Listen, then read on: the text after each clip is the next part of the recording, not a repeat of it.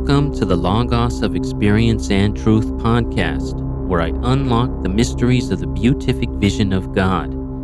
This is the ancient yet ever-present path of discovering your inner freedom and unlimited potential to achieve your goals now.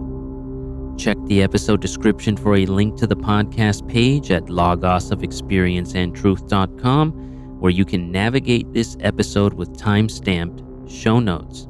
Let us begin. After listening to the previous recording, I was struck with one of the paradoxes regarding mystical experiences and those that have attempted to describe them, or rather, that all say that it's impossible to describe these things, that these experiences and visions and things seen are beyond words. I've touched upon this on a few different occasions and figured, let's go ahead and dive into this deeply right now so that you can understand why, what, and how the mystic or spiritual person that is at this stage deduces reality before, during, and after the mystical experience when one's eyes to the truth are opened. Because what the mystics have all stated is both true, that it cannot be described, and yet is not true. Because obviously, we wouldn't have much of a Bible or any other spiritual text from all of the other great religions without each of these visions that each and every prophet has had, spoken of, or written down for those future generations to see and decipher. So there must be something deeper, a deeper knowledge, a deeper understanding within this that either isn't spoken of for the sake of the student or pupil, as I stated previously, or not known by the mystic since they're still in the aftermath of the awakening experience and haven't gone any deeper in order to understand, or that one is simply being complacent in what others have said instead of challenging it, which, if you're listening to me now on this, the fourth episode, perhaps you're beginning to understand the manner and breadth in which I question and challenge the many different things I've read regarding such experiences in light of my own, primarily to understand just what the hell I've been experiencing for 20 years. Thus, for the skeptic, or the scientist, or the psychologist, or the neurologist, or the agnostic, or the atheist, this episode will be of greatest importance to you to understand the point of view of a mystic, and thus the religious and spiritual, even if the many individual practitioners and believers do not know this to the depths that I know, since this is still part of the foundations of all religious, spiritual, mystical thought. Perhaps this may even provide a key towards understanding the limitless depths of psychological and spiritual understanding that all religions have handed down to us over the millennia, and perhaps lessen this silly debate between science and religion. For if you can see what I will try and show, see it as I see it, in as simple a manner as possible, namely that the same tools used to decipher the universe that science uses today, the same tools, or the same primary tool at least, was used throughout all of human history as it is now, regardless of what modern man and man across the ages through the use of their ingenious technology, the telescope and the microscope in particular, regardless of how science has seen the depths of the external or the depths of the internal, whatever the image is that is seen through that lens that is potentially being seen, that image is still being filtered by the brain. This means whatever the image that is seen is still being interpreted by the brain and presented to the conscious mind as the image of what is being seen in an automatic manner, the way in which our mortal image-producing brain functions. If you remember my theory or my underlying purpose in doing these podcasts, in writing the works that I have written and beyond, it is to show that the human experience that has been experienced throughout all time that is called God has several key elements that are exactly the same, even if they are shown artistically different by the works of those that have experienced. This includes the secular or the scientific. So in time, I will show how even what has been, quote, seen, unquote, scientifically is still the same image that has been seen spiritually, religiously, mythologically even, and mystically. It is my understanding and viewpoint that science seems to have forgotten it was part of the mystery schools of old. In the school of Pythagoras, for instance, which is ancient Greece, like 5 or 600 BC or so, it's written that he wouldn't teach the greater mysteries of existence until one had mastered each of the physical sciences that were known and studied back then, in particular, of course, mathematics, to which he is most known for in the secular world. Modern science, chemistry in particular, seems to have forgotten its foundational roots in alchemy, which is probably a Western way of cutting out the contributions of the Muslims towards science that occurred during their Golden Age period, since they were alchemists, studying science in a spiritual manner. Alchemy, that spiritual scientific pursuit that even Newton pursued, the knowledge of which conveniently gets left out of any science class's discussion of Newton, I imagine in order to maintain the scientific status quo in the mind of the populace in future generations, though I am just speculating. Alchemy, or the art of turning lead into gold, and as I stated earlier, the true alchemy of turning inner lead into inner gold, or the spiritual is that which is eternal. And if we look to the highest of the alchemist's goals, the goal was to create the elixir of life, or the Philosopher's Stone.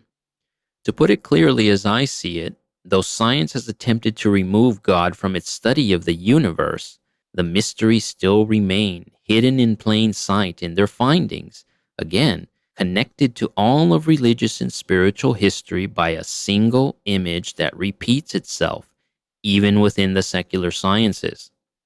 Let's try to work through a bit of this now in order to show you why I think in this manner and what it has to do with explaining the paradox of describability of mystical experience versus the mystic saying it cannot be described. Let's start first with, again, the easiest way that I can think of where one can see that there is something going on in the brain completely independent of what one is consciously thinking of towards producing the image of the world that is seen with the eyes opened. Now, I used to do this with the flame of a candle while meditating, but you can do it with your thumb as well. Please don't do this if you are driving or running or something of that manner. Hold out your thumb and stare at your nail. All your focus, all your attention. Keep staring at it. Feel the strain of your eyes starting to form as you keep staring. That's your brain trying to keep the image that it's used to seeing together. Keep staring until the double image of the thumb starts to emerge. You have two eyes, remember, not one, yet we don't see a double world, only one. See how long you can hold the image of this in your mind. Do you struggle to see the two separate thumb images? Do you recoil in fear when you start to see the image split apart into two? Or does it come easy to see the two separate images at the same time? Now, these are merely questions for you to ask internally, though they say quite a lot regarding your own comfort level towards the concreteness of reality to which you may or may not cling to, versus being fluid to there being something deeper to the at least visual reality that we bear witness to. So right there, in an instant little optical test, you can see that your brain is putting the image of the world together, all around you and within you, by combining what each individual eye sees into one singular image. You're not conscious of this. Neither am I. It simply happens on its own. How does the brain know that seeing a single image is better than seeing two separate images? Interesting, though if you look at the difference between telescope and microscope, now I don't know anything about the technology within these devices, but I wonder if there's something to why a telescope that looks far away only has one eyepiece to look through, whereas a microscope has two. Maybe something towards seeing farther out versus diving into the interior realms. I'm honestly not sure. I have to jot that question down and look it up later. The real question that comes to mind when you understand this about the image that you see within the brain should be, but might not be limited to this. First, what else is the brain automatically producing and creating in the mind regarding what I see and perceive as the world around me? And then, of course, the deeper thought, what do I actually see and know in the world around me if the brain is automatically producing what I think I know to be the world around me? I can't remember the philosopher that posited this question as well. The name that's coming to mind is a Jewish philosopher, Maimonides, Spinoza as well. I'm seeing flashing around in there. So I assume it's one of the two, but I can't remember exactly off the top of my head. Now, this entire concept that we're discussing, if we travel now to the Eastern traditions and their terminology, is the concept of Maya, or the illusion of reality that exists all around and within us. But to what depths? Since most religions and philosophies speak of an actual reality, an actual eternal reality compared to the almost fictional, yet kind of not fictional reality we see and exist in, since this reality is still very real to us, what is this reality that we see then? How and when does it begin and end? When does Maya or illusion begin, and when does it end? What does it mean that the world that I see, hear, smell, taste, touch is entirely a construct being created by the brain and then interpreted by the mind? Instantaneously, mind you, in what can only be the single greatest system of information sharing known to us, but still created entirely by the brain and interpreted by the mind, the mental, the conscious part of our mind, our awareness as the experience of life, the experience that we call life.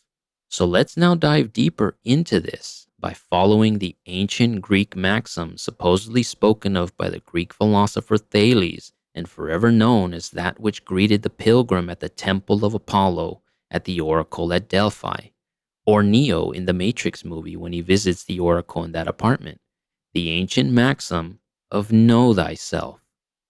Because in modern terms, knowing oneself seems to be no greater than masturbation, so there is obviously a deeper knowledge to this concept than this modern profane ideal of what knowing oneself consists of.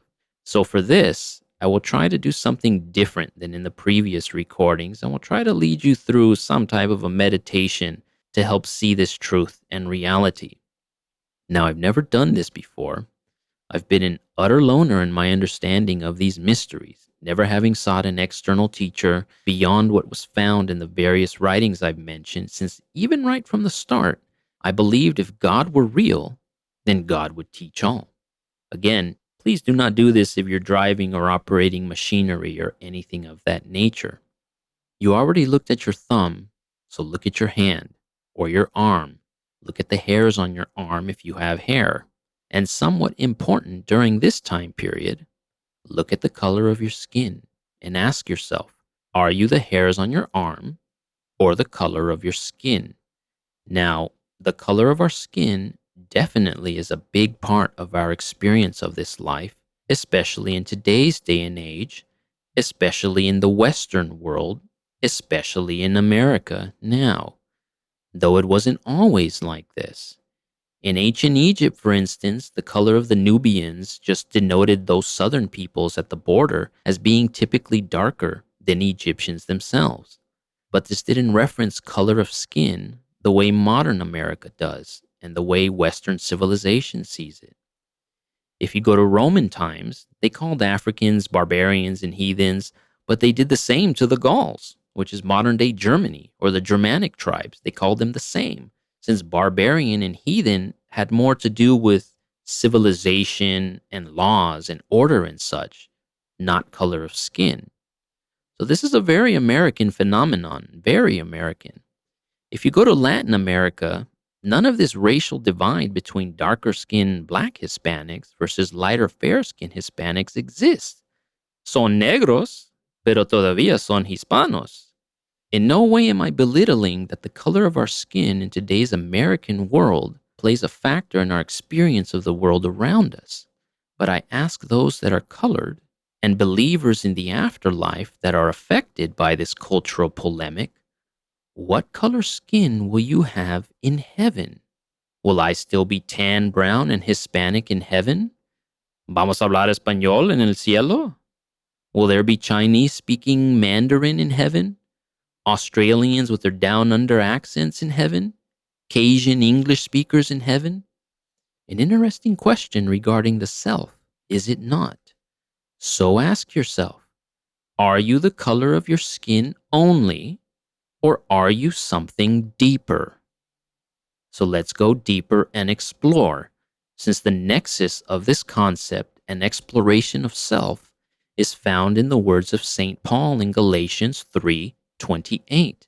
There is neither Jew nor Greek, there is neither slave nor free person, there is not male and female, for you are all one in Christ Jesus.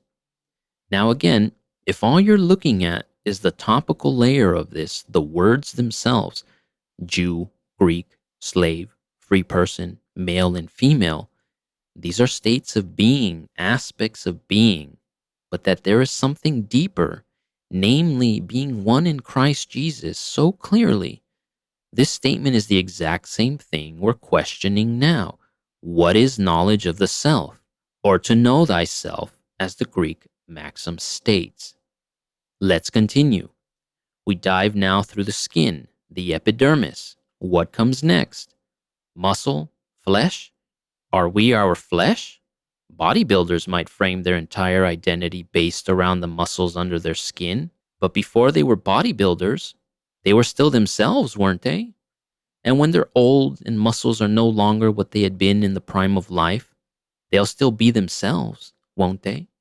So clearly, we're not the muscles in our body, even though some frame their identity around muscles, just as some frame identity around skin color. How about the skeleton the muscles surround? Well, to any of our brothers and sisters that have lost a limb through whatever means, a beloved uncle of mine that passed away a couple years ago lived in a wheelchair for 30 years. Was he not still himself without the use of his legs? Are amputees less than themselves? I'd say the opposite is true, that a deeper sense of the true self is typically found by such persons having this experience in life.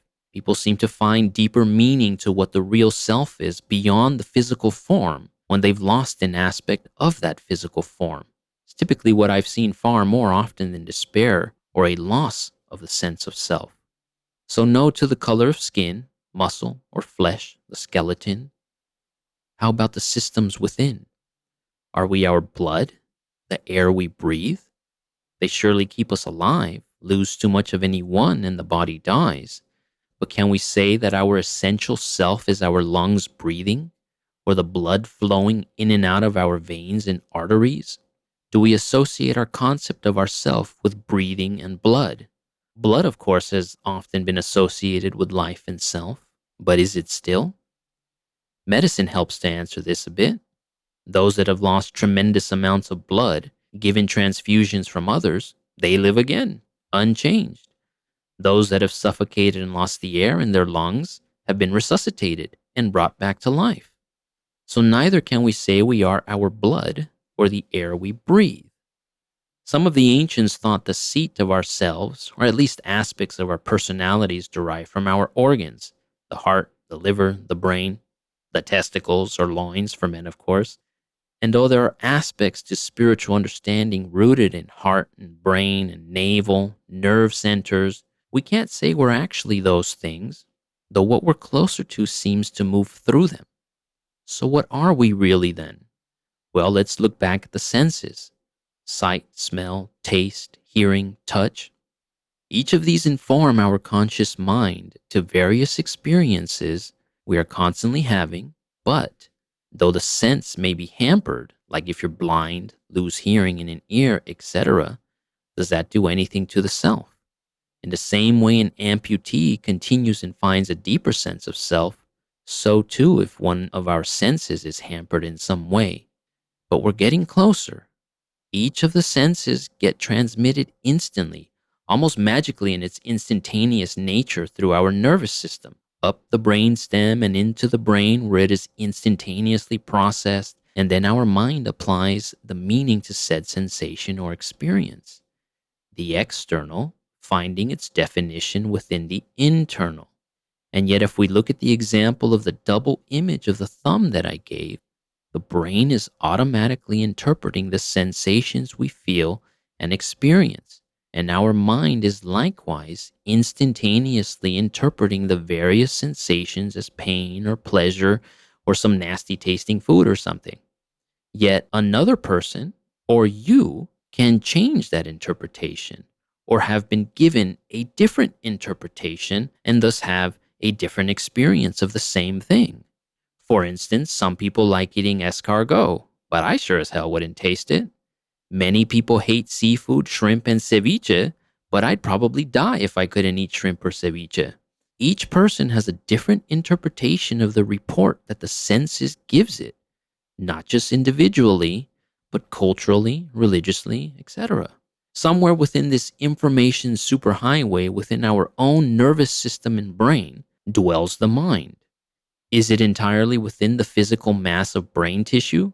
Brain damage says so to a degree that the control of certain functions is centered within one section versus another, and if it's damaged, it affects whatever it's being neurologically mapped out as being in charge or control of. So that's definitely column A. But in column B, I'm thinking of a person in a coma, brain completely normal, intact, no tissue damage from whatever trauma it may have suffered that put it into the coma, and yet the person is simply not there. They're there physically, and by all accounts medically, they should be awake, but they're not. Where are they? So there's definitely an aspect of mind that is part of the physical aspect of being human, as seen in column A, and by science and neurology, but then there must be an aspect that is somehow not part of the physical aspect of being human, as seen in column B, which is the realm of religion, spirituality, mysticism. I'm not sure if a scientist or atheist would agree, maybe a neurologist, considering the strides neurology has made in the last 20 to 30 years, maybe. So in mystical terms, everything I just described, the senses, the information that is processed in the brain tissue, the nervous system, all of that is the worldly mind, is the mind that is attached and within the Maya or illusion, is the mind that one is given, the identity that one is given upon birth in this world. This is the mortal mind, the egoic mind and personality, the mind or mental activity that is on autopilot, the mind or mental activity that we have no control over until we seek to have control over it.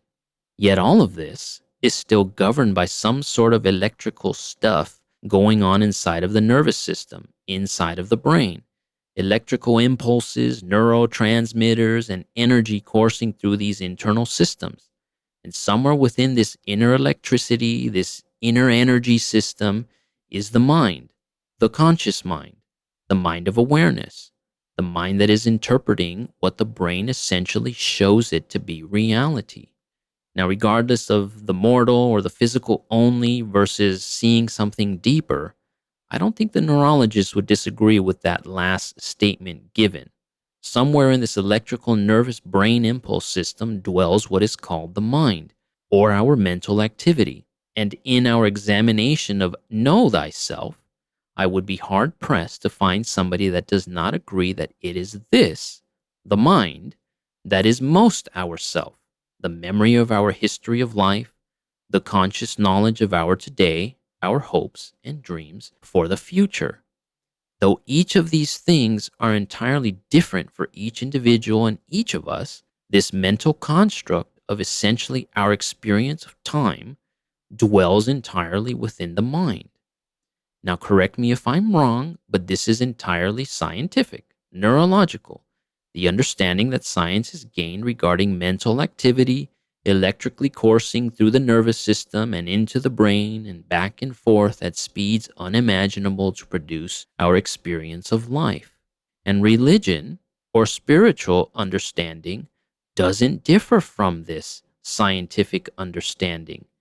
This entire electrical nervous system information superhighway that is most closely the seat of the self within each of us, since it is most closely where the mind is, that which we can say is most likely our true self, has simply been called the soul in all times prior to modernity.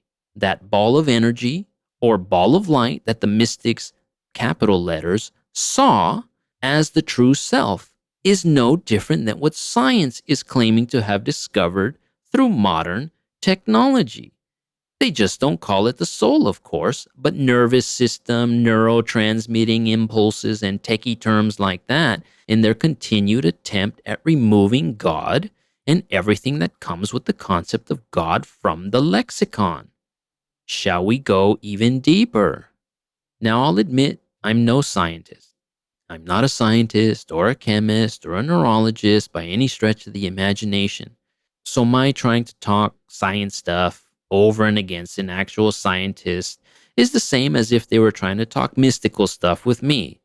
They've spent thousands of hours studying their stuff. I've spent thousands of hours studying my stuff.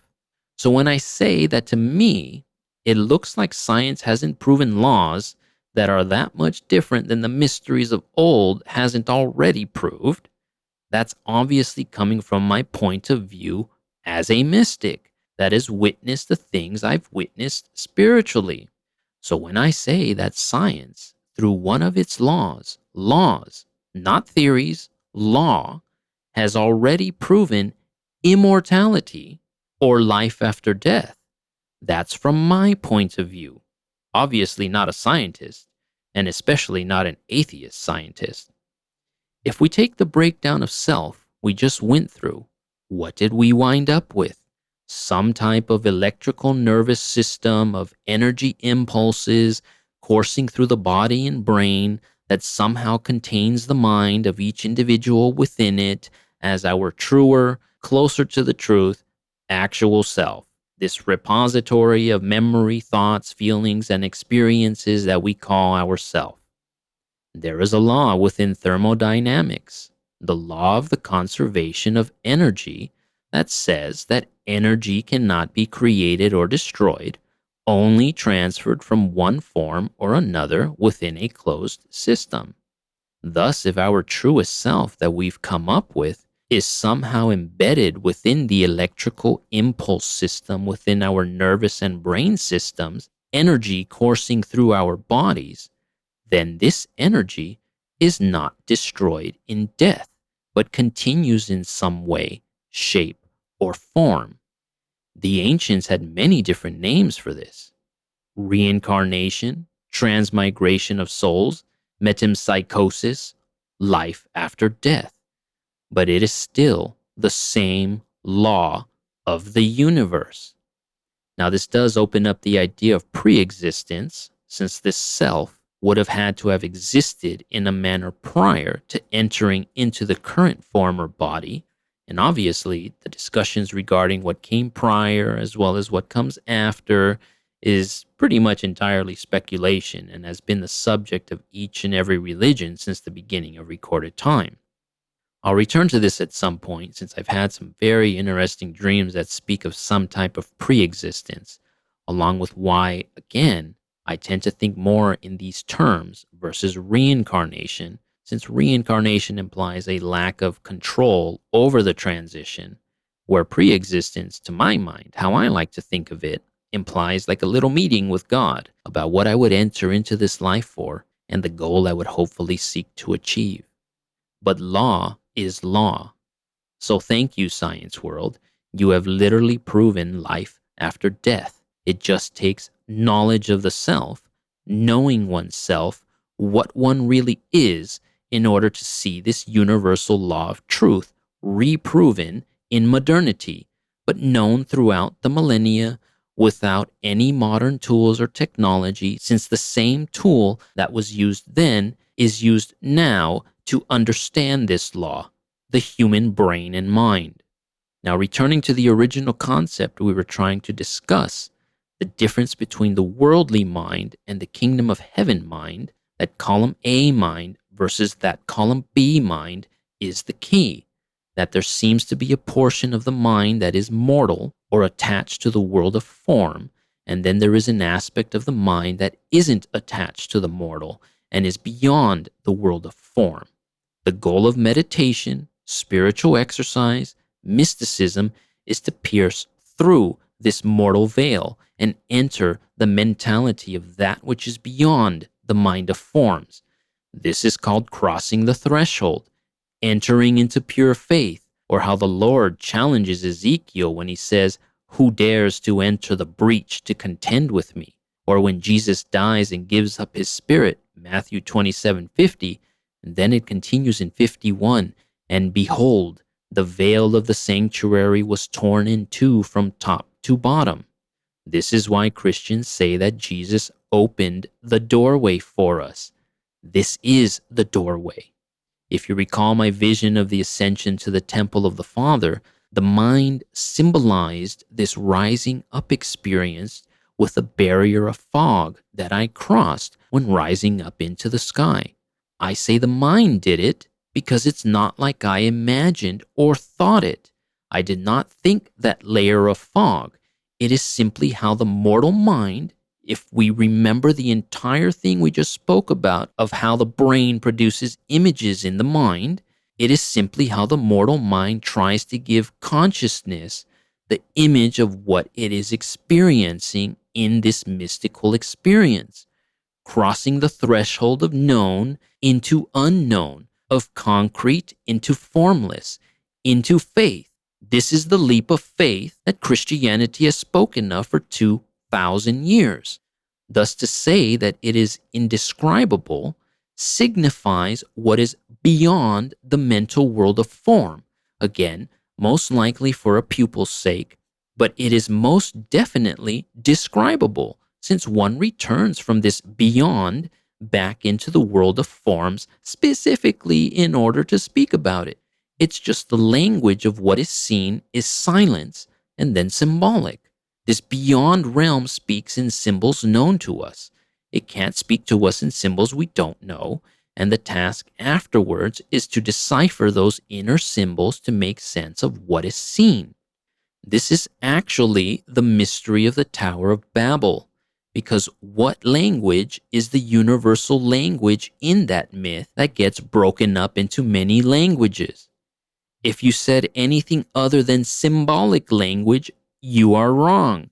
Symbolic language is the eternal language, is the foundation of language, is the universal language. Understanding language itself reveals this instantly. So I will end this with a final meditation, examination for you to question. Another way in which I've thought of how to show the differentiation between worldly thought versus the thought of beyond and within the kingdom of heaven. And hopefully this reveals to a greater depth what we have just spoken of. It's a simple question. I may have already asked it in the first episode, and so we come back to it, but I will make it more personal. Have you ever had your own thought? On the surface, it seems like an absurd question. Of course I've had my own thought. I think about stuff all the time. What are you talking about? But what are you really doing? Did you create the symbolic system of letters, the alphabet, that dwells within your mind? Did you determine the sound of each syllable and what each sound would represent within that alphabet? Did you give the meaning behind the combination of the various words that you utilize symbolically in order to give meaning to the world around you? For instance, did you determine that the word tree points to and means tree, as in a tall organic thing with bark on it that grows and extends outwards, etc.? Each of those words, even in that sentence, entirely symbolic as well. Do you see now? The very languages we use are entirely symbolic systems invented and perfected over time in order to communicate between one another as well as communicate with and to ourselves. But do the words themselves actually mean anything greater than the importance and meaning we give to them? Thus the question, have you had your own thought?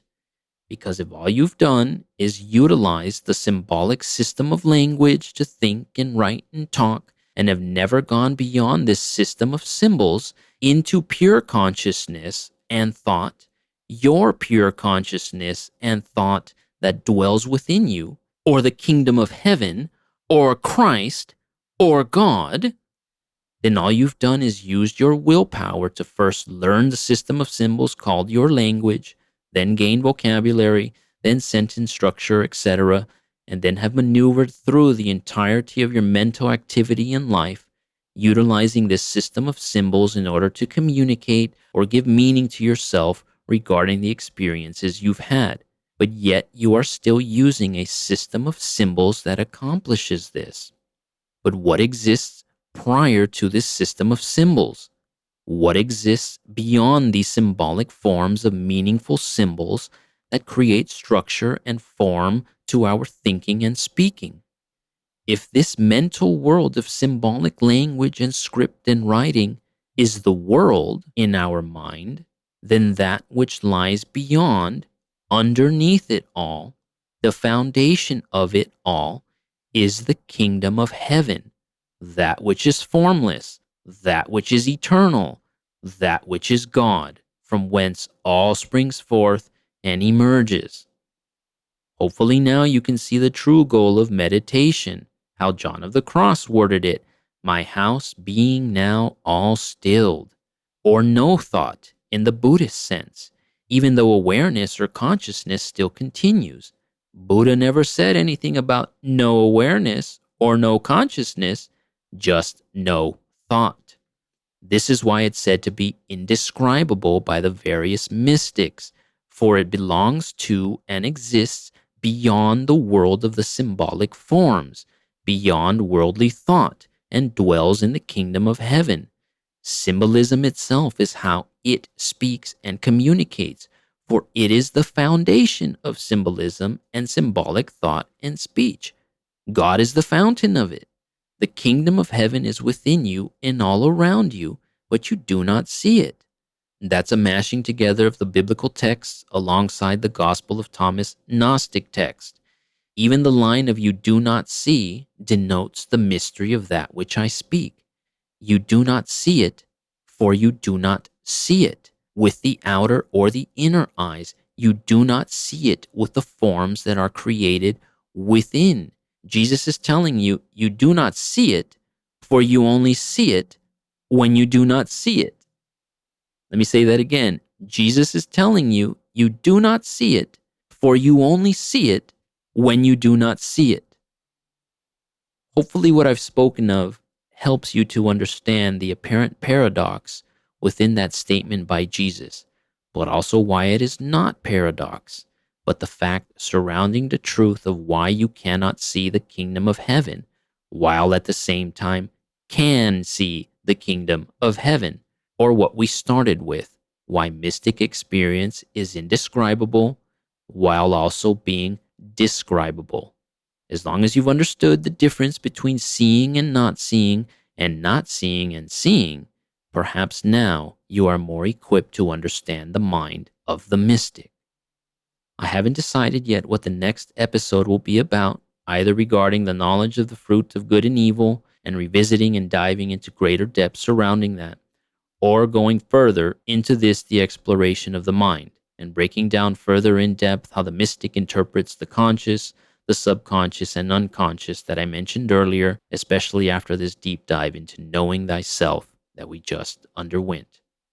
Until next time. Thank you for listening.